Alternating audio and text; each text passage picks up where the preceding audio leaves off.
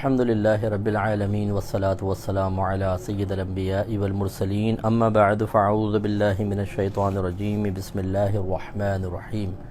الحمدللہ درس قرآن کا سلسلہ جاری و ساری ہے اور آج انشاءاللہ سورہ نساء سے اس کا آغاز ہوگا اور پورا 5ویں سپارے کی تلاوت ہوئی ہے، تو انشاءاللہ پورے 5ویں سپارے کے اندر سے منتخب آیات اور ان کی تفسیر آپ کی خدمت میں ذکر کریں گے۔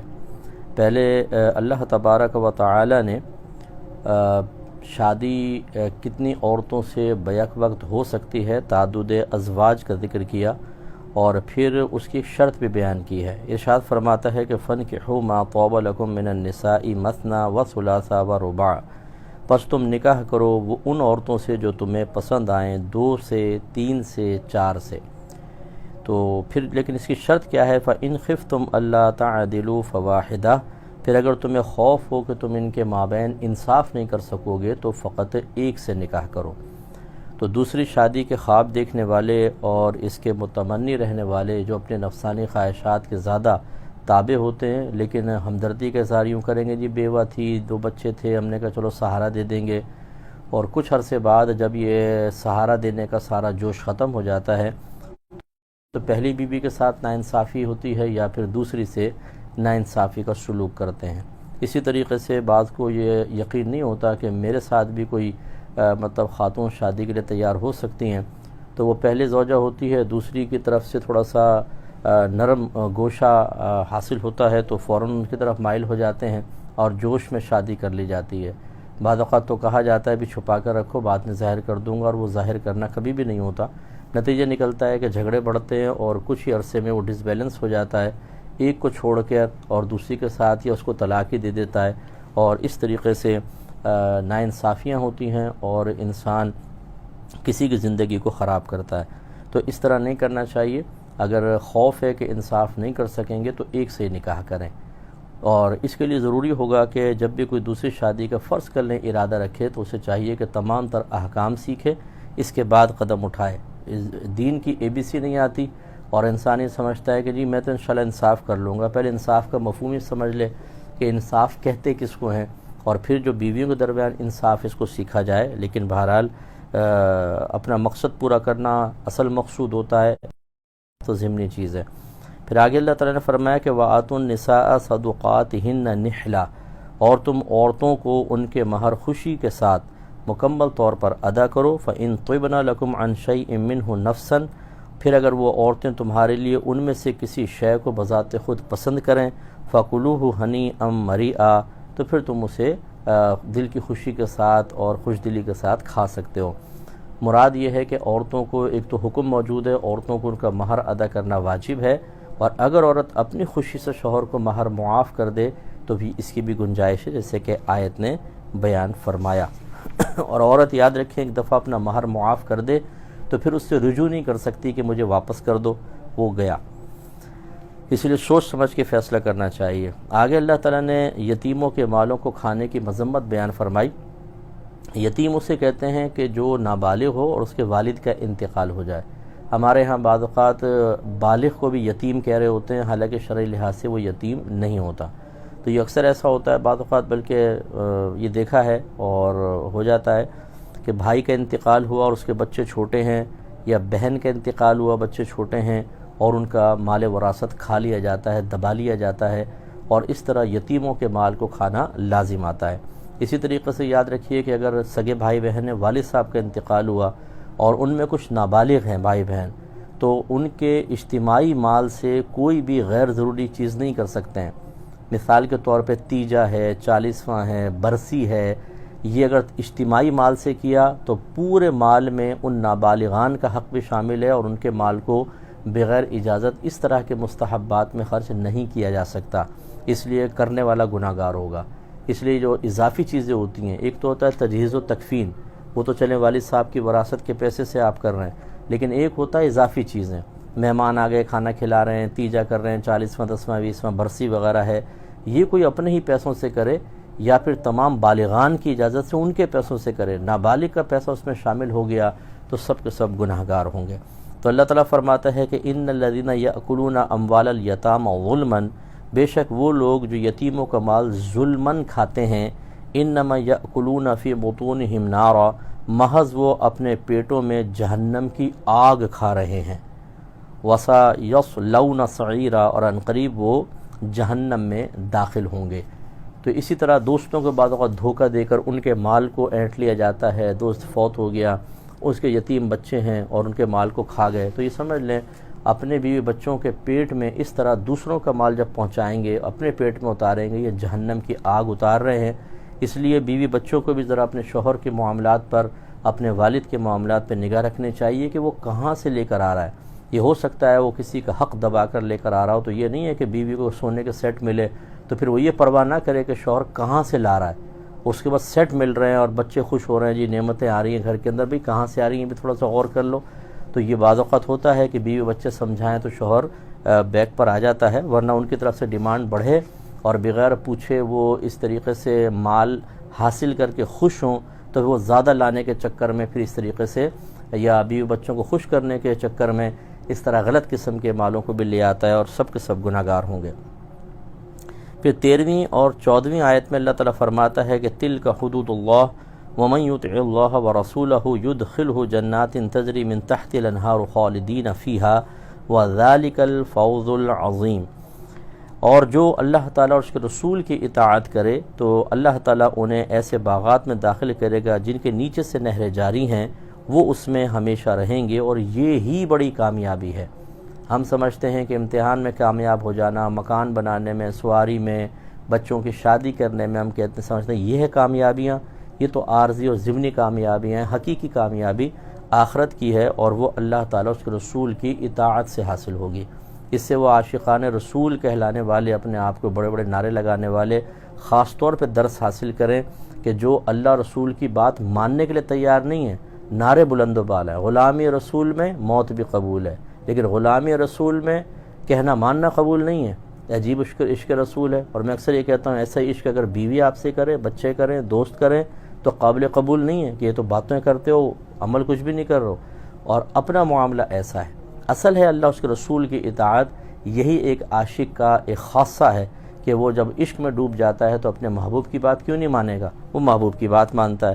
اور پھر آگے متصلاً ارشاد فرمایا کہ وَمَن يَعْصِ اللَّهَ وَرَسُولَهُ، اور جو اللہ تبارک و تعالیٰ اور اس کے رسول کی نافرمانی کرے، وَيَتَعَدَّ حُدُودَهُ، اور اس کی حدود کو پھلانگ جائے، آگے نکل جائے، جو شریعت نے لیمیٹیشنز رکھی ہیں نگاہ کے سلسلے میں، ذہن کو استعمال کرنے کے اعتبار سے، ہاتھوں کے، پیروں کے، مال کے خرچ اور اس کے کمانے کے اعتبار سے، اس میں خیال نہ کرے اور آگے بڑھ جائے، تو یدخلہ نارا خالدا فیہا، داخل کرے گا اللہ تعالیٰ اسے آگ میں، وہ ہمیشہ رہے گا اس میں، وَلَهُ عَذَابٌ مُہین، اور اس کے لیے ذلیل کر دینے والا عذاب ہے۔ اللہ تعالیٰ ہم سب کو محفوظ فرمائے۔ تو ہم میں سے ہر ایک کو اپنا احتساب کرنا چاہیے کہ ہم اللہ کی نافرمانی کر رہے ہیں یا اطاعت، اور یہ میں بارہا آپ کو عرض کر چکا ہوں کہ اطاعت اور معصیت، اس کی صحیح شناخت اور پہچان اور معرفت اسی وقت ہو سکتی ہے جب آپ علم دین سیکھیں گے۔ یہ کوئی ایسی چیزیں نہیں ہے کہ عقلاً اس کو پہچان لیں۔ بعض اوقات عقل ایک چیز کو اچھا کہتی ہے، شریعت کہتی ہے غلط ہے۔ بعض اوقات ہماری عقل ایک چیز کو ناپسند کر رہی ہوتی ہے، شریعت کہتی ہے کرو۔ تو یہ عقل سے قاعدے قانون نہیں بنتے ہیں، بلکہ اللہ اس کے رسول کی تعلیم سے بنے ہیں۔ تو اس تعلیم کو سیکھنے کی ضرورت ہے تاکہ انسان مکمل طور پر مطیع و فرما بردار ہو جائے۔ آگے اللہ تبارک و تعالی نے 22ویں آیت میں جن عورتوں سے نکاح کرنا عارضی طور پر یا ہمیشہ کے لیے حرام ہے، ان کا ذکر فرمایا۔ ارشاد ہوتا ہے کہ وَلَا تَنْكِحُوا مَا نَكَحَ آبَاؤُهُم مِّنَ النِّسَاءِ إِلَّا مَا قَدْ سَلَفَ إِنَّهُ كَانَ فَاحِشَةً وَمَقْتًا وَسَاءَ سَبِيلًا، اور نہ نکاح کرو تم ان کے ساتھ جن سے تمہارے آباء و اجداد نے نکاح کیا، ان عورتوں سے نکاح نہیں کر سکتے مگر جو پہلے گزر گیا زمانہ جاہلیت میں، بے شک یہ ایک فحاشی کا اور بہت ہی برا کام ہے اور بہت ہی برا راستہ ہے۔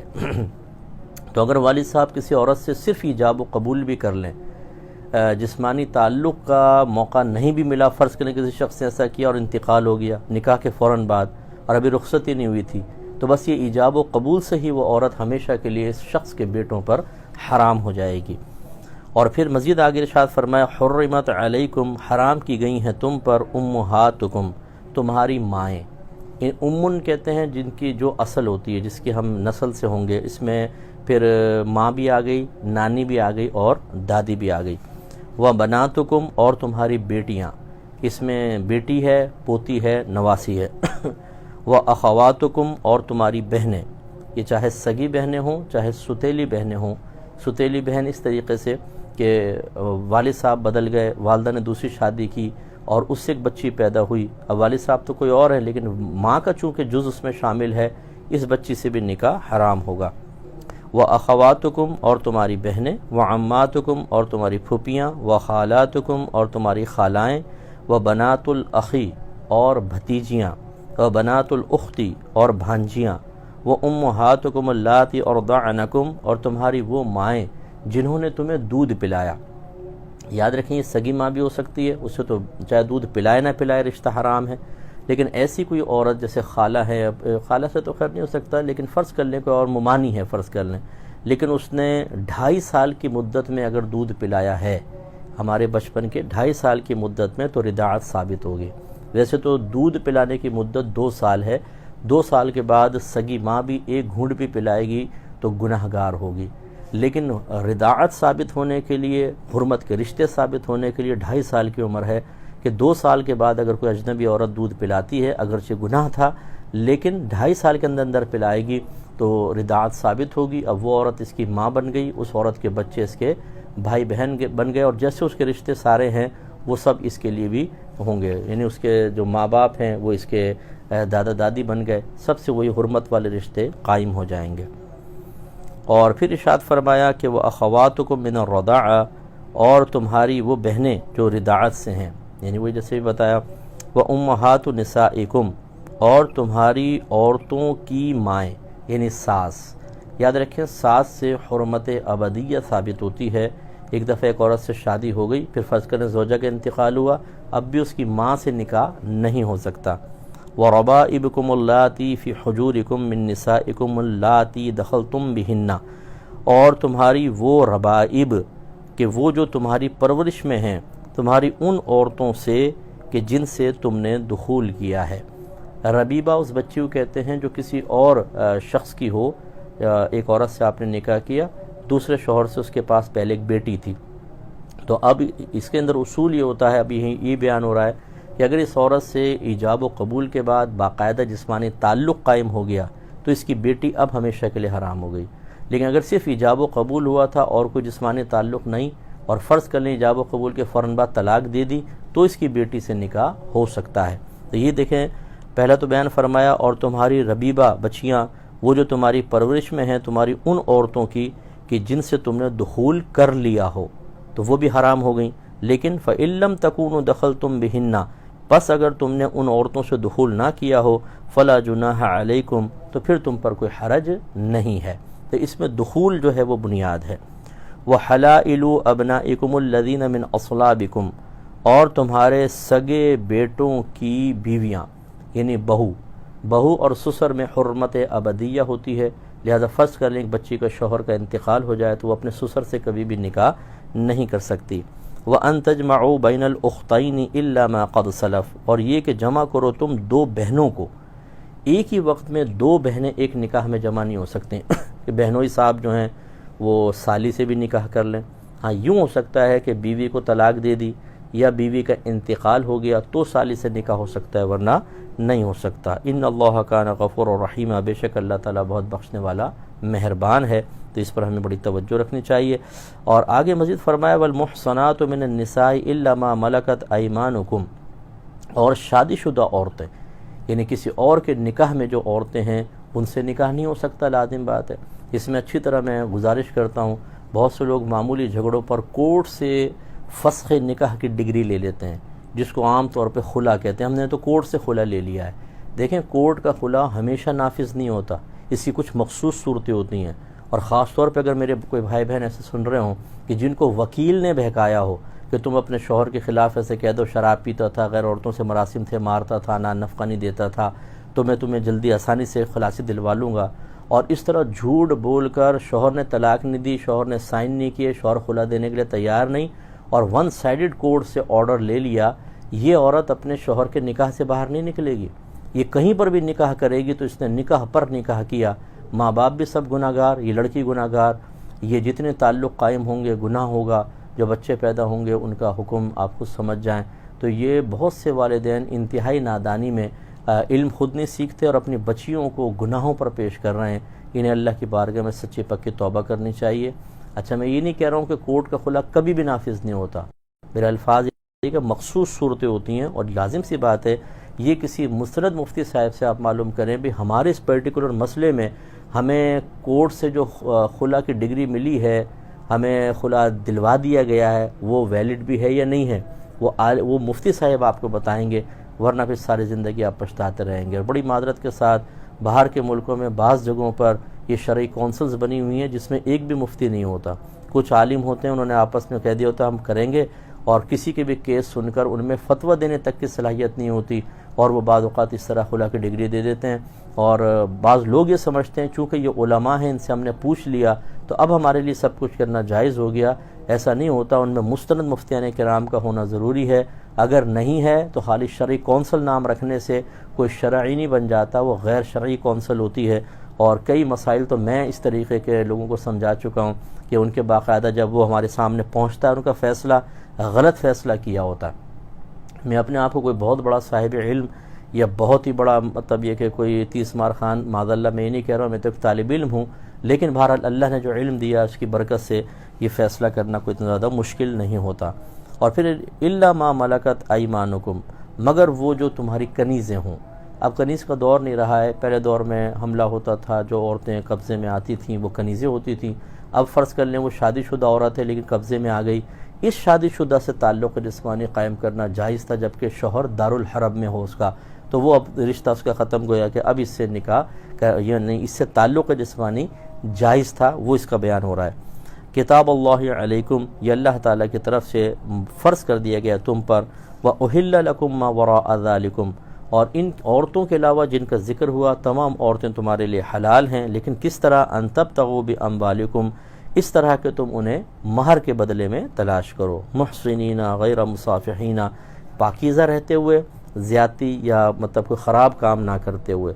یہ نہیں کہ پیسہ دے کر اور زنا کر لو، یہی سمجھایا جا رہا ہے کہ پیسے سے مراد ہے کہ مہر وغیرہ ادا کر کے اور پھر باقاعدہ شادی کر سکتے ہیں. آگے اللہ تبارک و تعالی نے مزید ایک حکم بیان فرمایا اور یہ بہت ہی پیارا ضابطہ قاعدہ ہے. یہ ہمیشہ یاد رکھیں کہ گناہ دو طرح کے ہوتے ہیں، ایک صغیرہ گناہ، کبیرہ گناہ. بڑے گناہ کو کبیرہ کہتے ہیں، جو فرض کر لیں کہ ایسا گناہ کہ جس پر کوئی عذاب کی وعید بیان کی ہو، لعنت کا لفظ آ گیا، یا آخرت میں عذاب بیان ہو گیا ہو، یا اس پہ حد جاری ہو، جیسے چوری پر ہاتھ کاٹنا، زنا پہ رجم کرنا، وہ گناہ کبیرہ ہوتے ہیں. اس کے علاوہ صغیرہ. کبیرہ گناہ جو ہے ایک تو کوئی اسلام لے آتا ہے جیسے کافر، اس کے سارے صغیرہ کبیرہ معاف ہو جاتے ہیں. دوسرا توبہ سے ہوتے ہیں، اور تیسرا جو ہے وہ حج وغیرہ سے ہوتے ہیں. اگر اللہ تعالیٰ قبول فرما لے تو میدان عرفات میں اور پھر مزدلفہ کے قیام کی برکت سے سارے کے سارے گناہ معاف. ورنہ اس کے علاوہ جہاں کہیں گناہ کی معافی کا لکھا ہوتا ہے کہ مغفرت طلب کرو سارے گناہ بخشے جائیں گے، جنازے میں شرکت کریں گناہ بخشے جائیں گے، اور اسی طرح نماز پڑھیں تو گناہ بخشے جائیں گے، یہ سب صغیرہ گناہ ہوتے ہیں. تو اللہ تعالیٰ ارشاد فرماتا ہے آیت نمبر 31 اور 32 ہے کہ ان تجتنبوا کبائر ما تنہون عنہ، اور اگر تم بچو ان کبیرہ گناہ سے جن سے تمہیں روکا گیا ہے، تو نکفر عنکم سیئاتکم، تو ہم بخش دیں گے تم سے تمہاری خطائیں.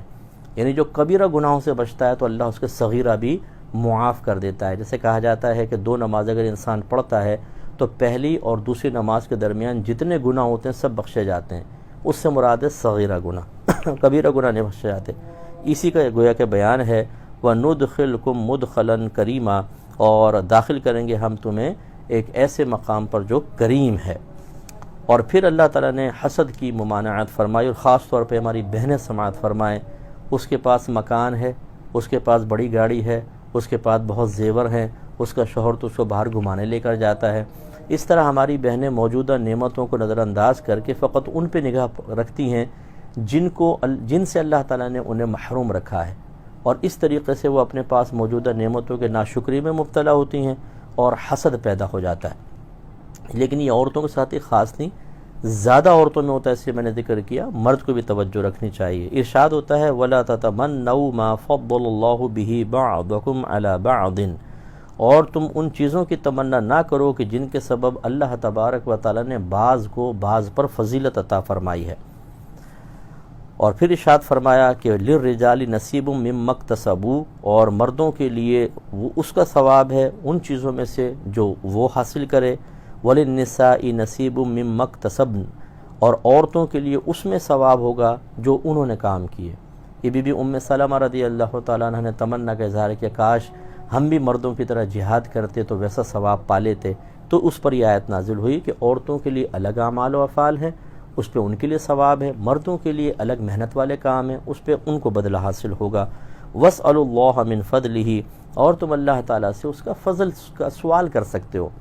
فضل مانگو، حسد نہ کرو، فضل مانگو، اور یہ نہیں کہ اللہ کی بارگاہ میں کسی چیز کی بنا پر احساس محرومی کر کے شکوہ کر بیٹھو، ایسا نہیں کرنا چاہیے۔ تو بی بی ام سلمہ نے کوئی شکوہ نہیں کیا تھا، انہوں نے تو ایک تمنا کا اظہار کیا تھا۔ یہ میں عام طور پر عرض کر رہا ہوں، ان اللہ کان بکل شیء علیما، بے شک اللہ تعالیٰ ہر شے کو جانتا ہے۔ پھر نص قطعی سے ثابت ہے کہ اللہ تعالیٰ نے مردوں کو عورتوں پر ایک فضیلت اور فوقیت دی ہے۔ مردوں سے مراد شوہر حضرات ہیں، اور بیویوں پر ایک فضیلت ہے، اور یہ کوئی معاذ اللہ ناانصافی نہیں ہے۔ ہماری بہنیں بعض اوقات جب مردوں کی فیور کے احکام سنتی ہیں تو کہتی ہیں بھی مردوں کو تو بڑی رعایت دی، ہمیں نہیں دی، حالانکہ آپ کے لیے الگ رعایتیں ہیں۔ اور فرض کر لیں اگر مردوں کو رعایتیں زیادہ دی بھی ہیں تو یہ اللہ کا فیصلہ ہے، اللہ کی رضا پر راضی رہنے میں ہی آپ کے لیے بخشش ہے اور نجات ہے۔ اس کے افعال پر اعتراض کر کے آپ پہلے ہی کہہ رہی ہیں جی مردوں کو زیادہ دیا ہمیں کم، اگر فرض کر لیں ایسا ہے تو آپ پہلی محروم، اور شکوہ شکایت کر کے آخرت میں بھی محروم، فائدہ کیا ہوگا؟ اس قسم کی عورتوں کے ساتھ ہرگز نہ رہیں جو اس طرح ناشکری کر کے نہ شوہر کو چھوڑتی ہیں، نہ کسی اور کو، نہ مولوی اور مفتی بچتے ہیں، نہ معاذ اللہ اللہ تعالیٰ کو چھوڑتی ہیں، اللہ تعالیٰ پہ بھی اعتراض کر بیٹھتی ہیں۔ اس طرح کی عورتوں سے اللہ تعالیٰ سب کو محفوظ فرمائے۔ تو ارشاد فرمایا کہ الرجال قوامون علی النساء، مردوں کو فوقیت حاصل ہے بیویوں پر، بما فضل اللہ، اس کے سبب کہ اللہ تعالیٰ نے بعض کو، فضل اللہ بعضهم علی بعض، ان چیزوں کے سبب کہ جن سے اللہ تعالیٰ نے بعض کو بعض پر فضیلت دی۔ لیکن سارے نبی مرد آئے، عورتوں میں فضیلت حاصل ہے، شوہر کو حاکم بنایا، عورت کو محکومہ، ایک فضیلت حاصل ہے۔ تو یہ بیان ہو رہا ہے وَبِمَا أَنفَقُوا مِنْ أَمْوَالِهِمْ، اور اس کے سبب جو وہ مرد خرچ کرتے ہیں اپنے اموال میں سے۔ بیویوں کا نان نفقہ شوہر پر ہے تو اس وجہ سے بھی شوہر کو ایک فضیلت حاصل ہوتی ہے۔ فَالصَّالِحَاتُ قَانِتَاتٌ حَافِظَاتٌ لِلْغَيْبِ بِمَا حَفِظَ اللَّهُ، پس نیک عورتیں جو فرما بردار ہیں، حفاظت کرنے والی ہیں ان پوشیدہ چیزوں کے لیے جس کے لیے اللہ تبارک و تعالیٰ نے ان کو محافظ بنایا، اور اللہ تعالیٰ ان کی حفاظت کرنے والا ہے، یعنی اپنی عصمت کی حفاظت کرتی ہیں۔ وَاللَّاتِي تَخَافُونَ نُشُوزَهُنَّ، اور وہ عورتیں کہ خوف کرو تم ان عورتوں کی نافرمانی کا، یعنی کوئی فحاشی کی طرف اگر وہ بڑھ جائیں، فَاعِظُوهُنَّ، تو تم ان کو نصیحت کرو، وَاهْجُرُوهُنَّ فِي الْمَضَاجِعِ، اور ان کی خوابگاہوں کو اس سے جدا ہو جاؤ۔ تو اگر زوجہ کسی غلطی میں مبتلا ہے تو شوہر کو چاہیے اس کو تنبیہ کرے اور ناراضگی کے ساتھ بستر دور کر لے۔ وَاضْرِبُوهُنَّ، اور تم ان کو مارو، لیکن مارنے سے مراد یہ نہیں کہ ہڈی توڑ دو، اور یہ صرف دھمکانا ہے، مارنے سے مراد ہے کہ دھمکاؤ ان کو اگر کوئی بری کی طرف جا رہی ہے۔ فَإِنْ أَطَاعْنَكُمْ، پھر اگر وہ عورتیں تمہاری اطاعت کریں، فَلَا تَبْغُوا عَلَيْهِنَّ سَبِيلًا، تو پھر تم ان پر کوئی اور ظلم کا راستہ تلاش نہ کرو کہ وہ تو تمہارا کہنا مان رہی ہے پھر بھی قریت تم نے ایسا کیا تھا، پھر ظلم کرو، پھر یہ کرو۔ نو، اگر کوئی غلطی ہو گئی ہے، آپ سمجھتے ہیں کہ یہ تائب ہے اور پیچھے ہٹنا چاہتی ہے تو موقع دے دیں، اور اگر ایسا نہیں ہے تو پھر دوسرا فیصلہ کیا جا سکتا ہے۔ اس کے بعد اللہ تعالیٰ نے سورہ 43 نمبر آیت میں شراب کے پینے کے بعد نماز کے قریب جانے کو منع کیا، اور یہ وہ آیات ہیں کہ ابھی شراب کی ممانعت آئی نہیں تھی، تو اس میں پھر یہ بتدریج حکم چونکہ آیا، تو یہاں یہ فرمایا یا ایھا الذین آمنوا لا تقربوا الصلاۃ وانتم سکارى، اے ایمان والو تم نماز کے قریب مت جاؤ اس حال میں کہ تم نشے میں ہو، حتی تعلموا ما تقولون، یہاں تک کہ جو تم کہہ رہے ہو اس کو جان لو۔ تو حالت نشہ میں نماز کے قریب جانے سے منع کیا گیا۔ ولا جنوبن، اور تم حالت جنابت میں بھی نماز کے قریب نہ آؤ، الا عابری سبیل، مگر یہ کہ تم مسافر ہو، حتی تغتسلوا، یہاں تک کہ تم غسل کر لو۔ تو معلوم یہ ہوا کہ مسافر ہے تو وہ تیمم وغیرہ کر سکتا ہے، ورنہ حالت جنابت میں بہرحال نہیں ہوں گے، یا پھر اگر آپ حالت سفر میں ہیں اور کوئی چیز آپ کو پاکی کی نہیں مل رہی ہے تو اسی حالت میں آپ نماز پڑھ سکتے ہیں، بعد میں اس کو لوٹایا جائے گا۔ اور آج کل تو تیمم کی چیز تو بہرحال ہر جگہ ملی جاتی ہے، تو تیمم اس کا حکم آگے بیان فرمایا۔ وَإِن كُنتُم مَرْضَىٰ أَوْ عَلَىٰ سَفَرٍ، اور اگر تم مریض ہو یا کسی سفر پر ہو، أَوْ جَاءَ أَحَدٌ مِّنكُم مِّنَ الْغَائِطِ، یا تم میں سے کوئی شخص قضائے حاجت سے فارغ ہو کر آئے، أَوْ لَامَسْتُمُ النِّسَاءَ، یا تم نے عورتوں سے جسمانی تعلق قائم کیا ہو، فَلَمْ تَجِدُوا مَاءً، پھر تم پانی نہ پاؤ، فَتَيَمَّمُوا صَعِيدًا طَيِّبًا، تو تم پاکیزہ مٹی سے، صاف مٹی سے تیمم کرو۔ فَامْسَحُوا بِوُجُوهِكُمْ وَأَيْدِيكُمْ، پس مسح کرو تم اپنے چہروں کا اور دونوں ہاتھوں کا۔ مسح کا طریقہ یہ ہوتا ہے، دل میں نیت کریں کہ میں پاکی حاصل کر رہا ہوں، ہاتھ کو مٹی پہ ماریں، اگر مٹی نہیں ہے چکنے پتھر سے بھی ہو جائے گا، فرش سے بھی ہو جائے گا جو سیمنٹ کا ہو، اس پہ ہاتھ پھیریں، اس طرح یوں دونوں ہاتھوں کناروں کو ماریں اور اس سے پورے چہرے کا مسح کریں، پھر دوبارہ ہاتھ ماریں الٹے ہاتھ سے پورے سیدھے ہاتھ کا اچھی طرح کونیوں سمیت، اور سیدھے ہاتھ سے کونیوں سمیت پورے الٹے ہاتھ کا مسح اچھی طرح کر لیں، بس آپ نماز کے قابل ہو گئے۔ ہوائی جہاز میں جب آپ سفر کریں تو اپنے ساتھ ایک پتھر چکنا رکھ لیں بیگ کے اندر۔ باتھ روم میں تو وضو کرنا بہت مشکل ہو جاتا ہے، اور پھر پاکی ناپاکی کے مسائل، اس سے تیمم کر کے آپ نماز ادا کر سکتے ہیں۔ ان اللہ کان عفوا غفورا، بے شک اللہ تبارک و تعالی معاف فرمانے والا، بخشنے والا ہے۔ اس کے بعد 48ویں آیت میں اللہ تعالیٰ نے ایک فیصلہ فرمایا کہ اگر کوئی حالت شرک میں مر گیا اس کی کبھی بخشش نہیں ہوگی، اور حالت شرک کے علاوہ حالت مسلمانی میں چاہے کتنا ہی بڑا گناہ کر کے انسان مرے، حتیٰ کہ خودکشی سب سے بڑا گناہ ہے، لیکن اللہ تعالیٰ کی مشیت پر موقوف ہے، چاہے تو بخش دے اور چاہے نہ بخشے۔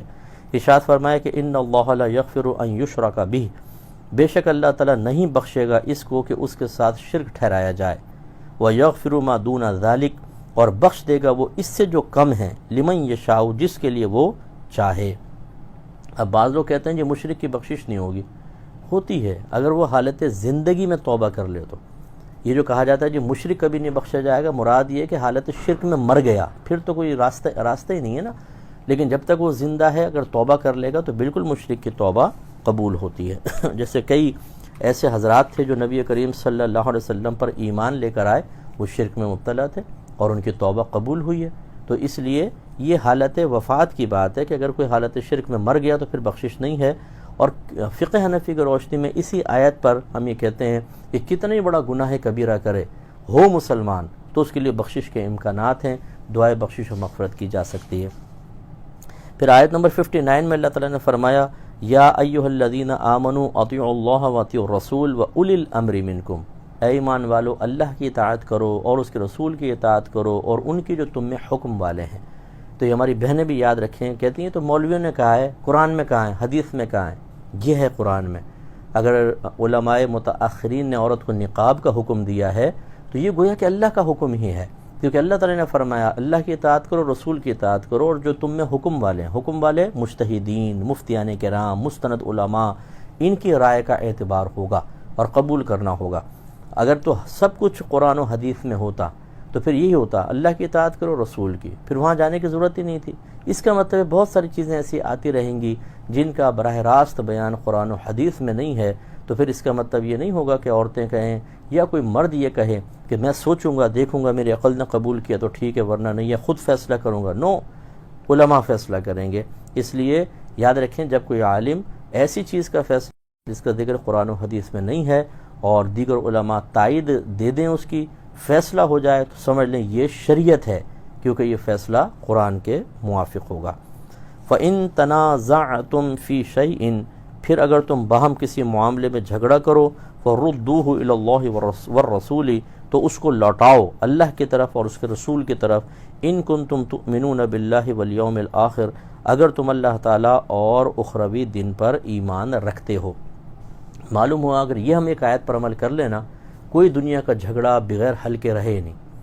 یہ کیوں حل نہیں ہوتے؟ بیوی کہتی ہے میرا مانو، شوہر کہتی ہے میرے کہنا مانو، ساس کہتی ہے میری چلے گی، بیوی کہتی ہے، بہو کہتی ہے میری چلے گی، ایک شخص کہتا ہے میں اس طرح کروں گا، دوسرا کہتا ہے نہیں میرا کہنا مانو۔ ارے بھائی، جو بھی مسئلہ ہو قرآن و حدیث پر پیش کر دیں، علماء سے معلوم کریں، وہ فیصلہ کر دیں۔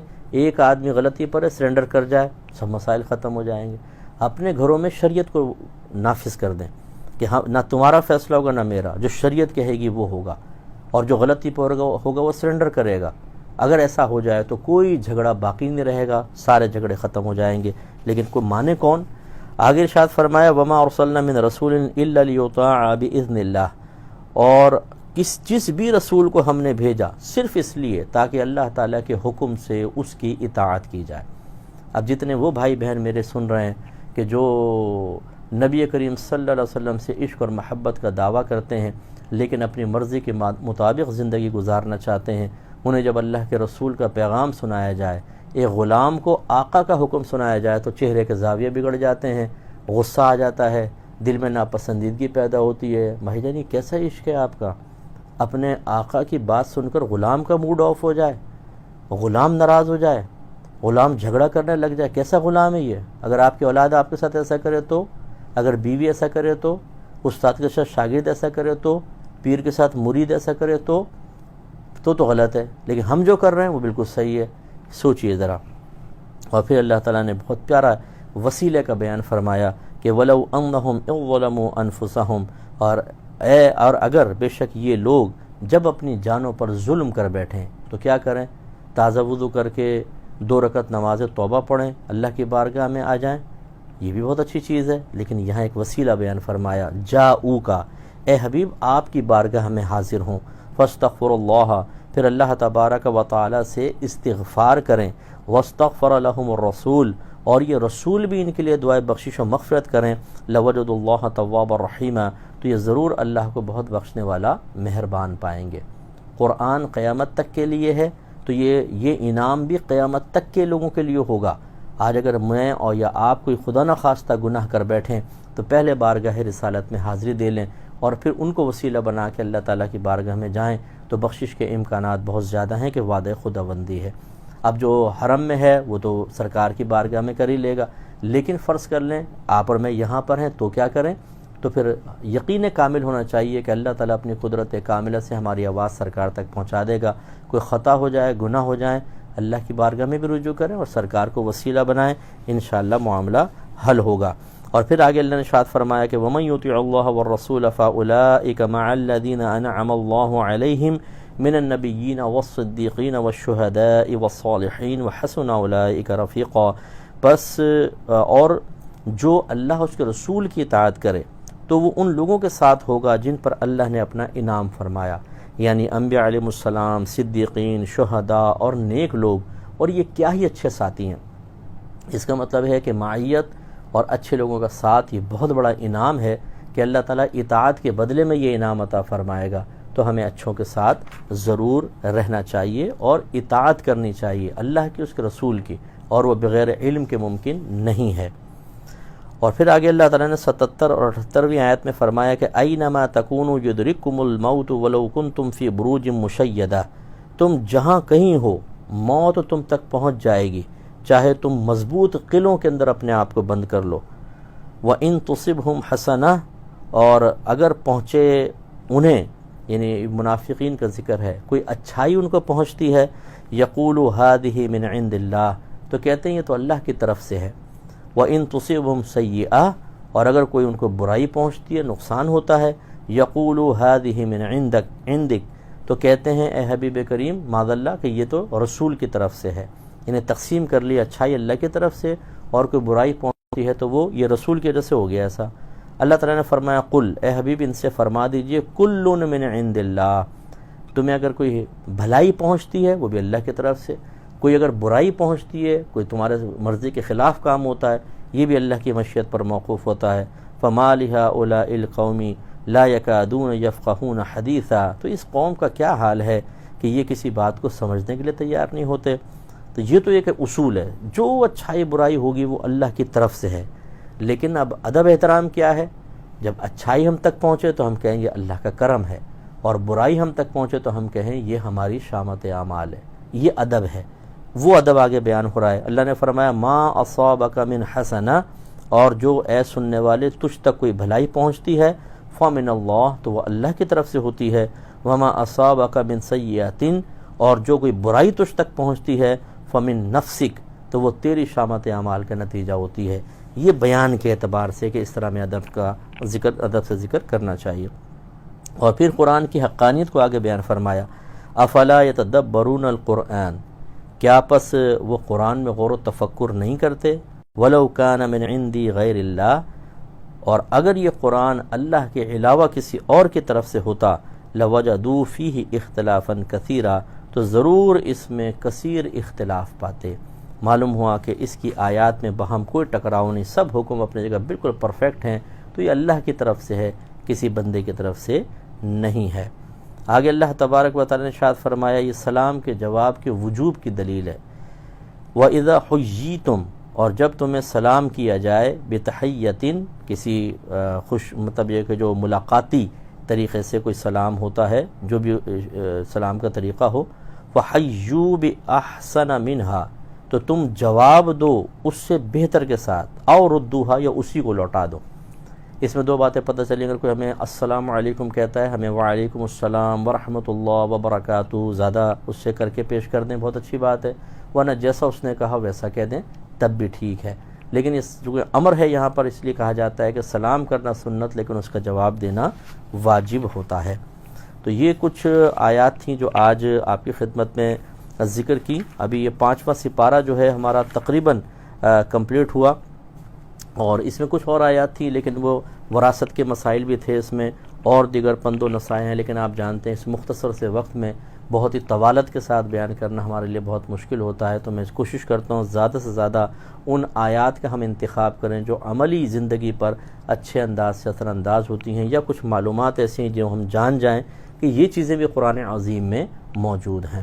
ایک بس تھوڑی سی بات سماعت فرما لیں کہ فیس بک پر میں بذات خود نہیں ہوتا، ہمارا آفیشیل پیج ضرور ہے. بہت سے لوگوں نے فیس بک پر میرے نام سے فیک آئی ڈیز بنائی ہوئی ہیں. کوئی کورس کروا رہا ہے، کوئی ڈونیشن مانگ رہا ہے، اور کوئی بیٹھ کے چیٹ کر رہا ہے. بعض لوگ سمجھتے ہیں کہ ہم مفتی صاحب سے چیٹ کر رہے ہیں، پوچھتے ہیں کہ آپ مفتی صاحب ہیں، تو کہتے ہیں ہاں میں مفتی صاحب ہوں، اور باتیں کر رہے ہیں. فیس بک پر نہ میرا کوئی اکاؤنٹ ہے، فیس بک پر کہہ رہا ہوں، اور نہ میں خود وہاں موجود ہوتا ہوں. اس لیے کوئی اگر مفتی اکمل صاحب سے وہاں کوئی بات کر رہا ہے تو وہ فرضی ہوں گے، میں بہرحال وہاں پر نہیں ہوں. یہ اچھی طریقے سے اپنے ذہن میں رکھیں. اور دوسری بات یہ ہے کہ ہماری الفرقان اسکالرز اکیڈمی صرف کراچی میں ہے اور کہیں پر بھی نہیں ہے. بعض لوگوں نے اسی نام سے کچھ اکیڈمیز قائم کر لی ہیں، جیسے الفرقان اسکالرز نکال دیا الفرقان اکیڈمی، اور وہ اس کو چلا رہے ہیں. ٹھیک ہے، اگر رجسٹر کروائی ہوئی ہیں اپنا حق ہے ان کو چلانے کا، ہم منع کرنے کے مجاز نہیں ہیں. لیکن یہ بری بات ہے اگر کوئی پوچھتا ہے کہ کیا اس کے سرپرست مفتی اکمل صاحب ہیں، تو کہتے ہیں کہ ہاں ہیں. یہ جھوٹ بولنے کی کیا ضرورت ہے؟ تو یاد رکھیں کہ لاہور ہے، سیالکوٹ ہے، فلاں جگہ فلاں، کہیں ہماری اور کوئی شاخ نہیں ہے. ابھی صرف ہم کراچی کے اندر ہیں. الفرقان اسکالرز اکیڈمی کراچی میں ہے. اگر آپ کو پڑھنا ہو تو آپ یہاں تشریف لائیں، پڑھیں. ورنہ آن لائن ہماری کلاسز ہوتی ہیں، ہمارے ٹیچرز میل اینڈ فیمیل یہ پڑھاتے ہیں. اگر آپ کو پڑھنا ہو آپ میرے پرسنل نمبرز پر کانٹیکٹ کریں، یہ آپ کو مل جائے گا ہمارے پیج سے. 032124474434 یہ میرا پرسنل نمبر ہے. آپ اس پر ڈائریکٹ کانٹیکٹ کریں تو پھر میں ٹیچر کا آپ کو انتظام کر سکتا ہوں. آن لائن کورس کریں، ورنہ آپ جہاں سے کرنا چاہیں، ہمیں کوئی پابندی نہیں ہے. لیکن بعض جگہ اچھے پڑھانے والے نہیں ہوتے، وہ صرف اسی طریقے سے الٹے سیدھی طریقوں سے کسی کو قریب کرتے ہیں، اور خواہ گمراہی کے امکانات ہوتے ہیں، اور لوگ بعض اوقات ہم سے بدظن ہو رہے ہوتے ہیں. اللہ تعالیٰ سمجھنے کی توفیق عطا فرمائے. دعا کر لیں. بسم اللہ الرحمن الرحیم، الحمدللہ رب العالمین، والصلاة والسلام علی سید الانبیاء والمرسلین. یا ارحم الراحمین، یا ارحم الراحمین، یا ارحم الراحمین. اے مالک مولا، ہمارے بھائیوں بہنوں نے اپنا قیمتی وقت نکال کر تیری بارگاہ میں حاضری کا شرف حاصل کیا. ان سب کی حاضری کو اپنی بارگاہ میں قبول و منظور فرما لے. اے اللہ تعالیٰ ان کی گھروں پر اپنی خاص رحمتیں برکتیں نازل فرما. ہمارے جو بھی بھائی ذہنی ٹینشن، صدمے میں ہیں، پریشانی میں ہیں، ہماری جو بہنیں بے سکونی میں ہیں، اضطراب میں ہیں، اللہ تعالیٰ ان سب کو سکون عطا فرما، ان کے تمام پریشانیاں دور کر دے۔ اے اللہ تعالیٰ ان کے اگر میاں بیوی کے اندر معاملے ہیں، کسی کی کوئی اپنی بیوی کی وجہ سے پریشان ہے تو یا رب کریم اس کی بیوی کو اچھا کر دے۔ جو ہماری بہنیں اپنے شوہروں کی وجہ سے پریشان ہیں، اللہ تعالیٰ ان شوہروں کو اچھا کر دے۔ جو غیر عورتوں کی طرف مائل ہیں، غلط قسم کے کاموں میں ملوث ہیں اور ان کی ازواج پریشان ہیں، اللہ تعالیٰ شوہر کو نیک، پرہیزگار، متقی اور اپنے بیوی بچوں کی طرف کامل توجہ کرنے والا بنا دے۔ اور جو بہنیں اس طرح کی کسی بے راہ روی کا شکار ہیں، اللہ تعالیٰ انہیں اپنا خوف دے اور آخرت کی گرفت کا احساس عطا فرما اور اپنے شوہر سے دلی لگاؤ پیدا کرنے کی توفیق عطا فرما۔ اے مالک مولا، جن گھروں میں لڑائی جھگڑے، فتنہ فساد، اختلاف رائے ہے، سب کو ختم فرما دے، پیار، محبت، الفت، اتحاد کا ماحول بنا دے۔ اے مالک مولا، ہم سب کے علم، عمر میں، روحانی قوتوں میں، درجات میں، رزق حلال میں، کاروبار میں، صحت میں، عمل میں بے حد برکت عطا فرما۔ یہ اور خاص طور پہ دعا فرمائیں کہ جو ایسے حضرات کے جو ہماری اکیڈمی سے خاص طور پر تعاون کرتے ہیں، دین کے کام کے سلسلے میں تعاون کر کے ہمارے لیے دین کے کام کو آسان کرتے ہیں، اللہ تبارک و تعالی دین کی مدد کرتے ہیں۔ اللہ تعالیٰ انہیں خوش و خرم رکھے، آباد رکھے، ان کی روزی میں برکت عطا فرمائے، انہیں ہر قسم کی آفات سے محفوظ فرمائے، دنیا میں بھی آخرت میں بھی۔ یا رب کریم، جس طرح ہم سب یہاں جمع ہوئے جنت الفردوس میں اپنے حبیب کریم صلی اللہ علیہ وسلم کے مبارک قدموں میں دائمی طور پر جمع ہونے کی توفیق عطا فرمانا۔ صلی اللہ تعالی علی خیر خلقہ و نور عرشہ سیدنا و مولانا محمد وعلی آلہ و صحبہ اجمعین برحمتک یا